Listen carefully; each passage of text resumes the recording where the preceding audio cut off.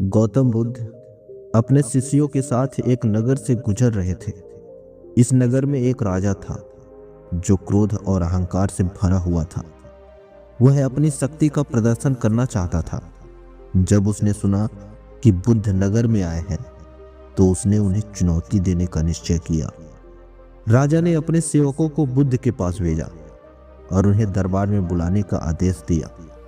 बुद्ध शांति से राजा के दरबार में गए। राजा ने उन्हें घमंड भरे स्वर में कहा, सुनो, मुझसे बड़ा कोई नहीं। मैं न्याय करता हूं, दंड देता हूं और सब मेरे अधीन है। तुम कौन हो जो लोगों को जीवन का पाठ पढ़ा रहे हो? बुद्ध मुस्कुराए और बोले, राजन, आप सच में इतने शक्तिशाली हैं तो एक प्रश्न का उत्तर दीजिए। क्या आप अपने क्रोध, अपने भय और अपनी मृत्यु को नियंत्रण कर सकते हैं?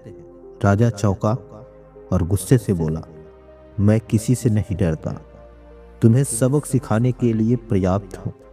बुद्ध ने विनम्रता से कहा, यदि आप सच में इतने महान हैं तो मुझे कुछ समय के लिए बंदी बना लीजिए और फिर मुझे देखिएगा। राजा ने बुद्ध को बंदी बनवाया।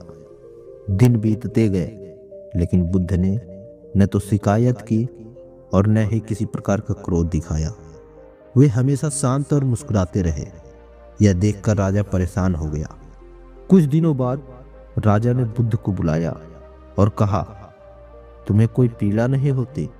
क्या तुम डरते नहीं? बुद्ध ने शांत स्वर में कहा, राजन, सत्य को कोई बंदी नहीं बना सकता और सत्य में शक्ति होती है। मैं केवल सत्य और शांति को धारण करता हूं।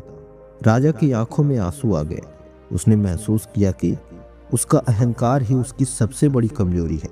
उसने बुद्ध के चरणों में झुककर माफी मांगी और कहा, महात्मा, मुझे क्षमा करें।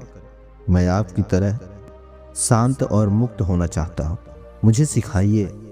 बुद्ध ने कहा, राजन, शक्ति दूसरों पर नियंत्रण करने से नहीं बल्कि स्वयं पर नियंत्रण करने में है।